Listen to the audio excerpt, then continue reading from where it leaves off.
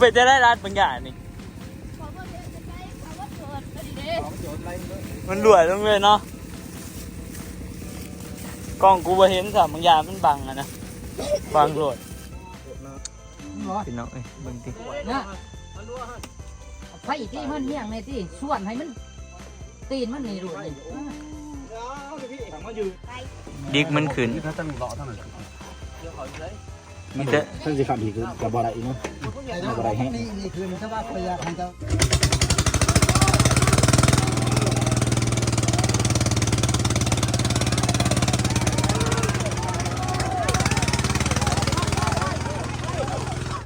บิดแล้วเนาะโอ้คนบ่ไปหรอก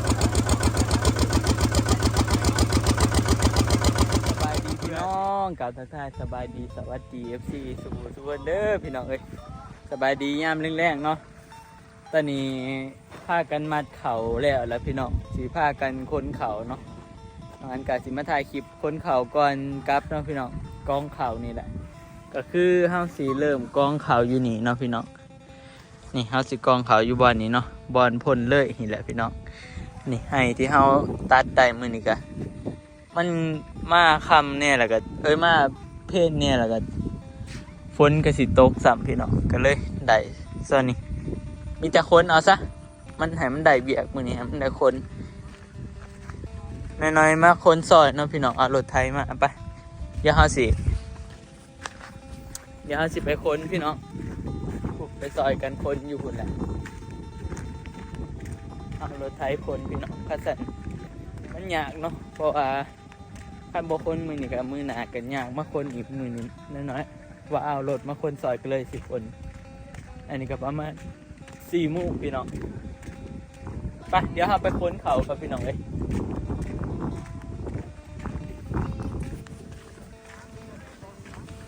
นี่โอ้ปลาที่โทมันบอกทุกสูงมาหนึ่ง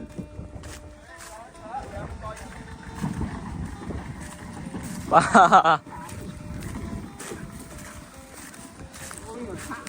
มันโมมีทางทำนี่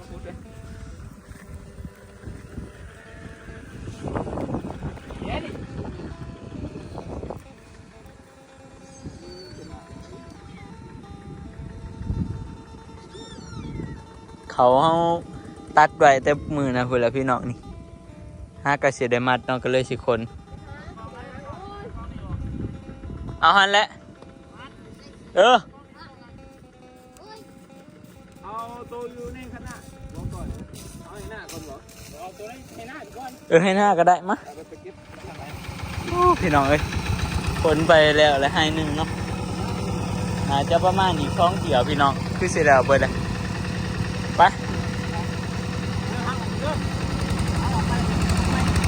คือขึ้นหลายคนเถอะเอ้ยว่ามันนักคนนั่นแหละบ้าสิโตสิหลอดอยู่วะเฮ้ย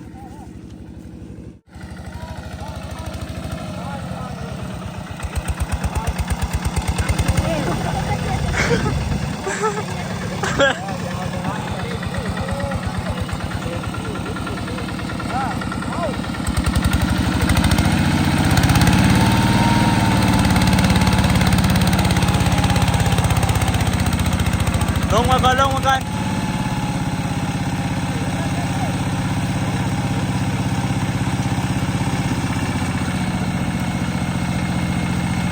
ลงมาก่อน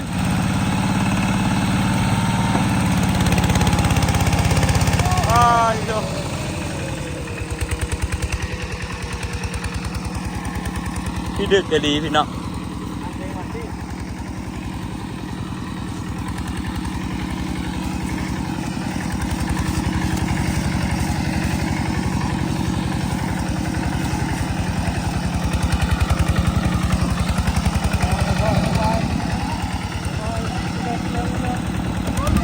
สิโอ้อะไรอะไร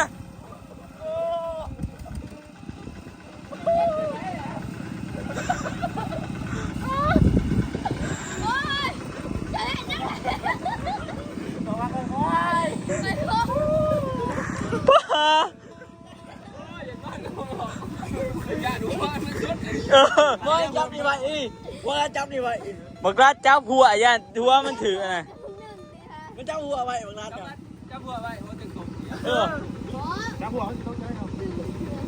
บอมันเดี๋ยวเขาไม่เดียวลงมาเลยไปไปเอาคนขึ้นโอ้เขาเนี่ยลายซอสเด็ดเลย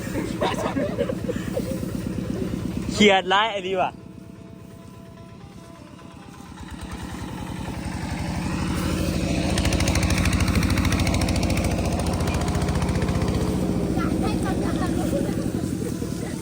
โอ้เป็นจะได้รัดบางอย่างนี่มันรวยลงเลยเนาะกล้องกูไปเห็นสับบางอย่างมันบังอะนะบังโหลด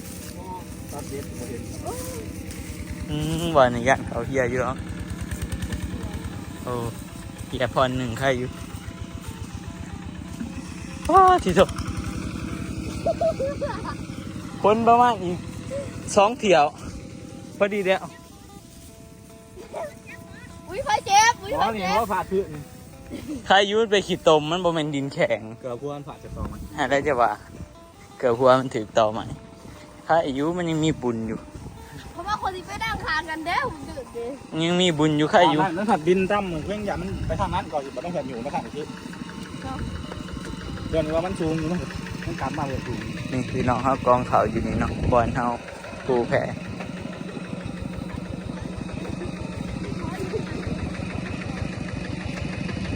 ยันอีกแค่ละพบใครอยู่บ่ถือคอน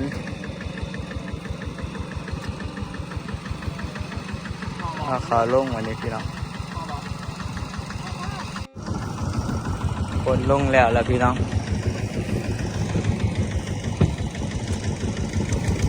เดี๋ยวหาเมียนจอกคนนั้นเนี่ยไปเอาจอกไปน้ำ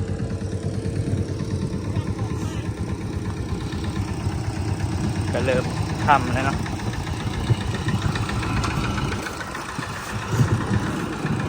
เดี๋ยวเอากระชิคนอีกรถหนึ่งพี่น้องรถสุดท้ายเลยรถสุดท้ายก็คือกลับ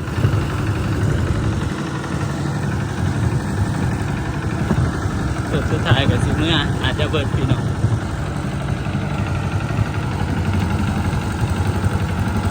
บอลนี่แล้วบอลมอตกบางยานี่มอลัด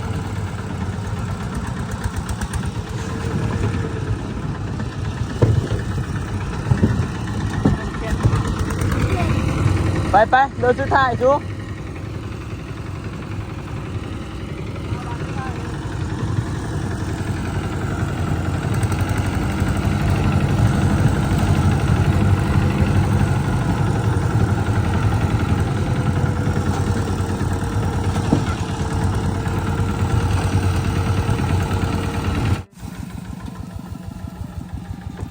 คนก่อนพี่น้องฝนที่ตกฝนเขาน้ำฝนกันไหลน้ำฮะ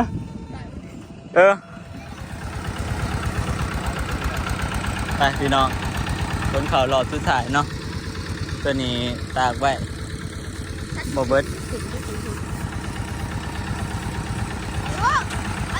อีก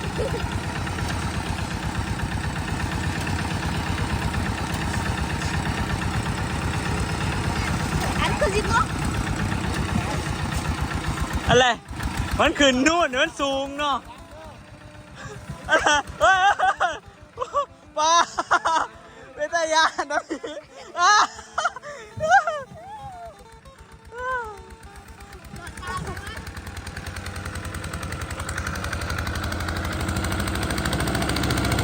อ้ไหนนะต้องจับรถถ่ายฝนเข่าพี่น้องเอ้ยมันเงี่ยงอยู่ได้นี่โอ้โหสูงแต่กับมาล่าระยะนอกไปสุดท้าย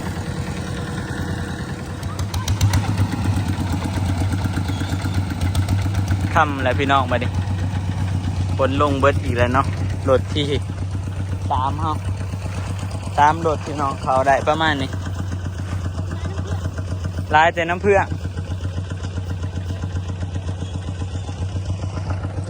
คันคนมากองเจอกันก็สิหลายเติบอยู่พี่น้องไปอีกรถสุดท้ายเนาะพ่อวันนี้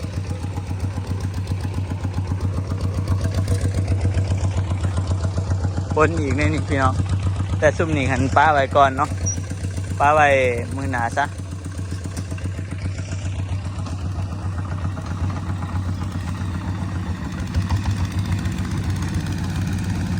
เดี๋ยวจะหน่อยกับสิพากันเมื่อแหละพากันกลับเลยเนาะคนอีกเกี่ยวสุดท้ายรถสุดท้ายพี่น้องก่อนสิกลับเนาะพี่น้องตอนนี้ปกเขาแล้วเนาะฝนกระตกโอ้ยสาดเป็นสาดเนาะจะสร้างฝนไปพี่น้องเดี๋ยวเฮาสิเมื่อบัดนี้ถ่ายแน่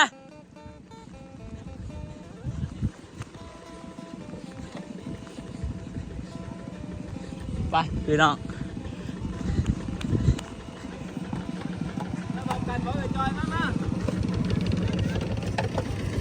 พี่น้องตอนนี้เฮาก็กำลังสิเดินทางเมื่อเนาะโอ้ย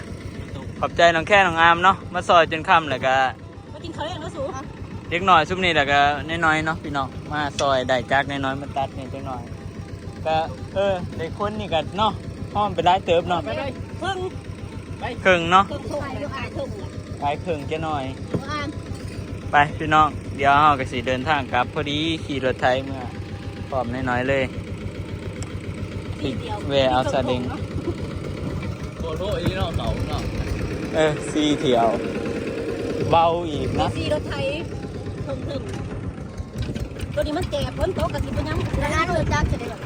ซาเล้งผู้ใดฮอดผู้ก็ขี่เมื่อ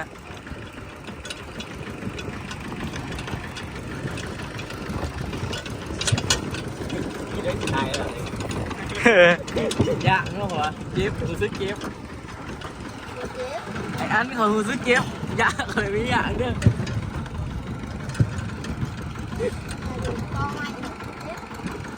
เอาใหม่นะมึงเนาะตายเลยยาก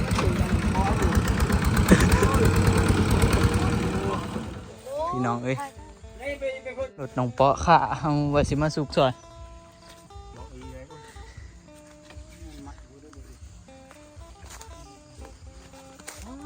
มาครบเวลาจะแบกเลยนี่แม่นจ้ะไปดิยุคุมแกแล้วแบกเดียวไปดีอะไรได้เป็นวันเดียวก็มาเพิ่น ต้องมืออ่ะพี่น้อง บ่ได้เดี๋ยวคงเห็นเดี๋ยวทำหน้า มากินใส่ในที่สุด หัวตัวใดฮะหัวรถตัวใดฮะ เดี๋ยวไม่เจ๊ไม่กล้ามึงน่ะเดี๋ยวมา ป้าหัวรถอันนั้นยังค่าเนาะพี่ดึกก็ดี สุดท้ายยังเอาอยู่เนาะ มันแบบลุบลงเลยเนาะบวนไว้มันสิอันนี้มวยมันสิบืนสิยังหั่นนะ ปิดคลิปตั้งหนาไปแหละบอกนั่นคลิปออกไว้ก่อนดิ พอแล้วสิส่วนรถเลย ตั้งหนาไปดีกว่า เดี๋ยวมาเนี่ยมารถพี่ร้านไปมันเฮาในห้องนี่มันไม่ใช่เราพยามันงูอยู่ว่าพี่จะบอก ไม่ไอ้อูแล้ว อ่าน เอาไม้นี่นะมากินใส่ทั้งหนา เอาไม้เห็นแล้วถิ่มใส่อันนั้นมันแน่ อ่านะถูกเรื่องไก่ดูนะอันนี้ทำไมเจ้าดื้อๆทั้งน้อยนะทำให้พ่วงในเจ้าย่าได้เด้อ โอ้รถน้องปอค่ะพี่น้องรถคนเนาะ ยับ ว่าสิไปพ่นเขาอยู่หน้าเพิ่นแถวนี้แหละพี่น้องใกล้ๆหน้าน้องมันเนาะ ห้องใช้ดินน่ะมัน มันมาแต่หน้ามาแต่คนเขาก็เลยแวะแวะซอยน้องปอก่อนจะเข้าบ่ได้นะปอบ่ได้นะเฮ็ดจังซะคุณ ข้าวดู ห้องมานี่เบิร์ดกูคนเดี๋ยวเจ้ากูขึ้น บ่เฮาสุกเบิดสุกคนนี่ขึ้นอยู่ เจ้าไอ้โอ้บริยาไว้ใจเจ้าไอ้เนาะ ช่วยกันเป็นเสียจวน แค่นั้นจะว่าเสียจะว่า ไปกินใส่ทั้งหนา ก็อยู่จะว่าเสีย เขาบอกรับได้สวยได้กูเบิ้งมันเหี้ยแล้ว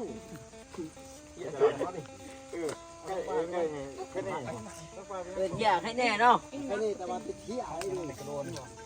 ไอ้เด็กเหี้ยเด็กเหี้ยไอ้นี่มันไม่มันสั่นนะดู โอ้โถพี่ดึกก็ดีค่ะจะได้กระดักกระดอกเดี๋ยวพาไปเบิ่งทางหน้าพี่น้องพามาเบิ่งทางหน้าโอ้โห หัวรถอันนี้ได้พี่น้องบ่แม่นว่ารถบ่แห้งเลยนี่รถกับบักแห้งๆมันเบิ่งสิเอาหัวรถตัวนี้มาเลย 15แห้ง 155ติดลมพี่น้อง ค่อนข้างมันอันไหนเนาะมันเป็นดินทรายเนาะ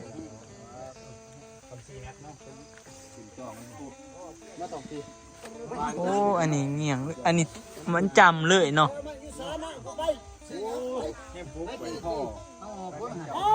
ไว้แล้ว ไปเหี้ยงพี่เลย โอ้เมื่อกระป๋าเลยนี่ก็ได้เนาะ เอาไม้ตัวนั้นมาชุบ เกณฑ์เมื่อปลาเพื่อนกูเก่าเนาะ มานะ ใช้บอล เอาตัวนั้นมาพี่นะ เอาไปจังมากเลย มันสิหักก่อนแหละไม้ตัวนั้น มัดแล้วไปเต็มเลย มันเน็กข้างนี้นะพอปอ พอปอบัดนี้เอ้า เขา พอพ้องเด้บักหานนี่ สาร เอาไม้ สารมันติดเด่นได้บักหานนี่ ติดเบิ่งคนร้ายสุก พอเราจะไปเอามันทั้งหลังมันมันกระดิกเขา เหรอเอาไปเอาส่วนหมอตี เอาไปเอาแล้วบอกนะ เนี่ยมาพี่นะ หลายคนมัน เนี่ย เอาคนเดียวเด้อ เนี่ยใช้แต่ดัวหันเอาไม่เหี้ยงสิ อดนะ หรอ พี่น้องเอ้ยเบิ่งติ เนี่ยไฟที่มันเหี้ยงในที่ส่วนให้มันตีนมันนี่รูดนี่ สั่งมายืนเนาะ กระดิกไว้ คิดมันลุกดง นะ โอ้ไม่ได้ออกมา ตัวเปล่าที่ ออกมาผมยาก คือเด็กสัตว์ จะได้ซื้อห้องใหม่ได้ พวกนั้นมันขี่รถไถมันก็เริ่ม ใช้ได้ใหม่ตัวนั้น ไปเลยกูบ่ได้ส่วนมันคันส่วนก็สิมาอยู่ อันพุ่งข้ามัน ตามทางไปหา คุ้งคาดมันเนาะเบื้องนี่ก็คุ้งนี่แหละนี่คาดตัวนี้ก็คุ้ง จมในน้ำเหลืองคนมันก็ลงตีไก่ว่าตีไก่ มันต้องคนได้ร้ายแหละก็ไปบาดเดียวผู้นแหล้วคันเฮ็ดให้มันอันนี้มันยากคันเฮ็ดให้มันขาดเลย ผมทั้งหน้ามันลงหลาย ว่าร่องแล้วก็ส่วนขี้ดินออกให้มันตีนเคินอยู่หันแล้วก็เอาแป้นในซุปเขาร่องติดบางบัดนี้ซุกบัดนี้คนร้ายบ่ร้าย พวกอยู่กันยังเงี้ยหึ่งหนูเต็มงมไม่งมไม่ ก็เนาะ ไม่อาบน้ำอยู่ร้องเลยอ่ะคือกอใช่ปะคือกอแต่เขาจะปุ๊บ จะมันกอเป็นคนนี่เนาะ จะยาตะเลียไว้ นะมาส่วนพวกนี้นะ โอ้ย ใจเย็น พวกตีนมันให้มัน เอ เห็น อ หัวตี เบิก น จะคัดแต่ทั้งลุมนะ เราไปเฮ็ดสิชู้ลงแล้ว คือตั้งร้านนี่ตาย ป้าคือลมแท้เนาะ ว่าแต่ว่าผู้ใหญ่เลยเนาะ บ่ฆ่าป้อกับไผครับบ่ป้อบ่ครับ สิเอาไม้ตัวได้บัดนี้ โอ้มันกะมาเสยมาก็ไผป้อตอนลงมา3 คนโอ้ย บอกยังไงที่ว่าเขามีเนาะ ตายฝนก็ตกวันนี้ ไปเราผู้ที่ว่ามินอยู่ไม่อาบน้ ฝนตกมันแห่งเมือกเด้อวันนี้ ำน้ำไปตากแดดไรแปลว่าผู้อยากกินนกไปเขาค้างคนไปโอ้ดื้อน่าจะบอก คันมีอันนั้นเนาะโคบุตะเนาะ เนี่ยผู้ตาเอื้อนนี่ อ๋อโคอันรถไถใหญ่ดึงบาทเดียว นี่เติมอันนี่บ้านเฮาเนี่ย อืม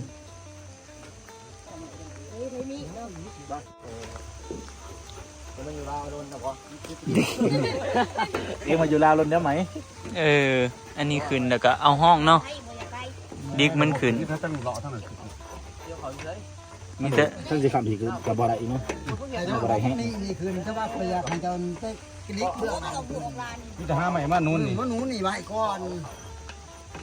นั่นคือแน่เลยกันเนาะ เขาไว้ซอยกระสุกหรือจะไปเขาบ้า ขาดมันคือ แนวดิกมันขึ้นอยู่ว่าละแนวดิกฮะ จังหวะนี้มันลกมันคือนิ้วมันตูดขึ้นแต่ว่ามันทางมันขึ้น บอก เดินลำพูนขึ้น ขึ้นเอาแต่ว่ามันขึ้นทั้งนี้ เออ เขานี่ไอ้คนเก่าพวกเขาอีกต้นน่ะต้นนี่ป่งนี่ เอาเลยนะวะ อยู่เลย สองงานมาเนี่ย เอาส่วนขี้ดินออกที่หัน แต่บ่บอลมีน้ำเนื้อมันเหนียวนะเอาช่วยดินเอาไว้เอาหน้ามือขึ้นน้ำ ขาขนาดปะเบิ่งสิ เพราะว่าเจ้าหันตัวนี้หมักมันงึ่ง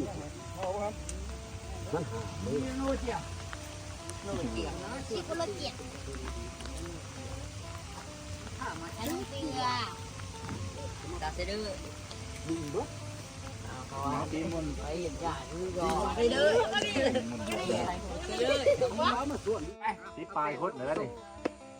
ซุกไปเลยนะข่อยว่านี่เอาแป้นลง โอ้ยหนาวเดี๋ยวบัดนี้ ว้าโถฝนมาลายแล้ววันนี้ ตีปลายคดเหนือนี่ เอาไปอยู่เบื้องนั้นให้สุกนี่ ว่าก็อยู่ไปทางนี้เนาะครับมันไม่มันต่ อยู่จังไหนไปที่นี่โรเบิร์ตทั้งหน้ามันนี่ ำโอ้ยมันก็ซอยนี่แล้ว มันหัน ฮะ ทางมันลง แม่นเฮาอยู่เบื้องนั้นใช่นี่เฮาหวาน โอ้ยมันคือกันเบิด บ่คือ พออย่าว่ารักไรแล้วไอ้ห้ำก็ไปพัฒนาเองฮะเดี๋ยวเนี่ยนี่หน่อยเนาะ ตอนนี้ก็กำลังขวัดอยู่พี่น้อง เต้นกันมากกัน ทำกันแล้วเนาะโอ้ยหนาวเดี๋ยวบัดนี้ โอ้ยไปแต่งกับบ่มีสิ เอาวาสดิบ มาเชียวเสียแล้วมั้งฮะ ก็ยังไม่ยอม ดิน เรียบร้อยแล้ว ลูกคือพอลูก เอาเบิ้งเอาเบิ้งเอาเบิ้ง มันบ่ติดลง เนี่ยคนมาช่วยกันหน่อยได้จ้ะ ลองเล่นนะ เอาไม้ดีเดียว ไม่ได้อาบน้ำอยู่มาเต็มวันพุธ โอ้ยหญ้าดอกบอูมันแห้งอยู่เนาะอูเนาะ เข้าไรเจ็บขาตกตกเลยยังเจ็บขาอยู่เส้นหายมาสอง สบายครับอีก แห้งกระเบียบไปไหนได้ไปเจ็บขาลองสุกเป็นยังคนหมากลายมัน เนาะลองสุกกันยังคนลายอยู่นี่ พี่สุกไปนี่เอาไปแป้นกนี่ ได้พี่ก็พูดมามันแห้งอยู่หรอก ขาตัวนี้นี่ พี่น้องเจ้าหน้าที่ลองสุกเนาะถ้าเบิ่งมาสิได้สิขึ้น แล้ว บ่ จะร้อนมื ขึ้ อน ถือใหม่ปะ คนลายปานนี้สิบ่ขึ้นบ่เหอ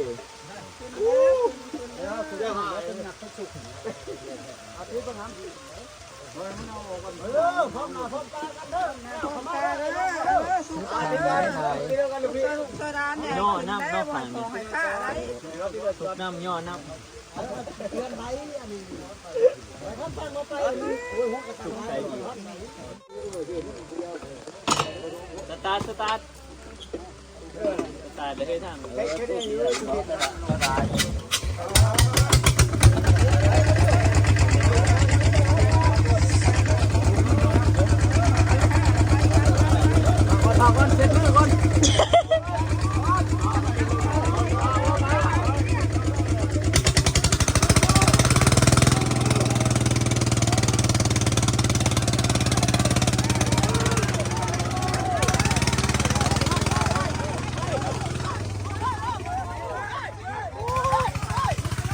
ไปเลยว้าโถ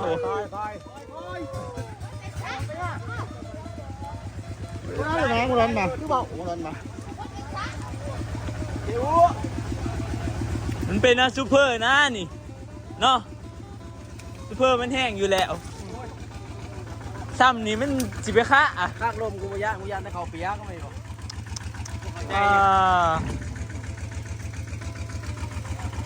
โอ้ยมันซ่า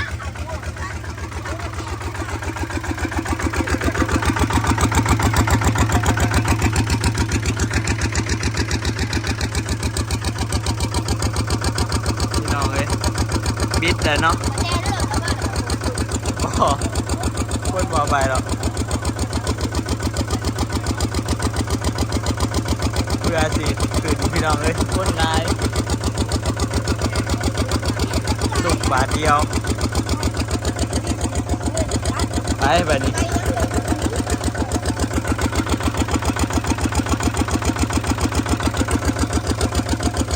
เดี๋ยวสิพาไปเบิ่งบอลมันติดลม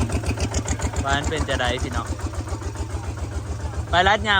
งไปเบื้องอันนี้เมื่อเลย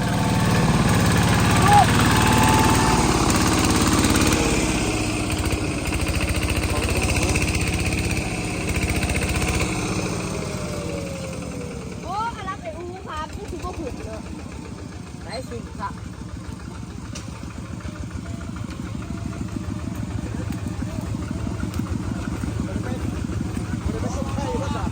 แล้วรถจ้างวะ